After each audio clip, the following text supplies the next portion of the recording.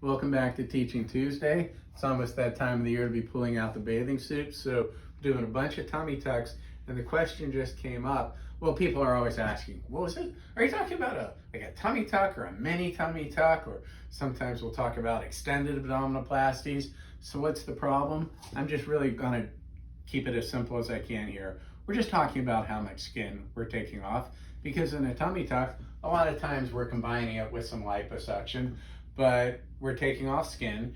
And in this mini abdominoplasty or more traditional tummy tuck, or whoa, extended, I got excited, this is extended abdominoplasty. We're doing some liposuction, but also having an opportunity to tighten the muscles as much as we can, without however much intra-abdominal fat there is, tighten as much laxity there is and take off extra skin.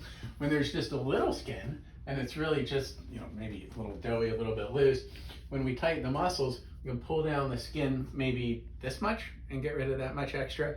But more often, there's enough in the upper and lower abdomen that we're doing a traditional abdominoplasty, scar going a little bit past the hip bones.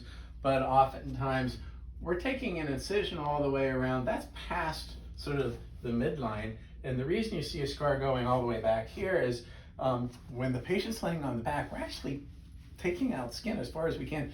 We're right down on the drapes and we can't work behind her. So that's what I would call an extended abdominoplasty. They can all have liposuction. Sometimes we do hernia repairs in any of them. And like I said, the muscle tightening. If there's stretch marks, if there's a lot of stretch marks, we'll be getting rid of a lot of those in an extended abdominoplasty, really not removing much skin at all in a mini abdominoplasty. So what's the difference? Mini, regular, extended is how much skin we're taking.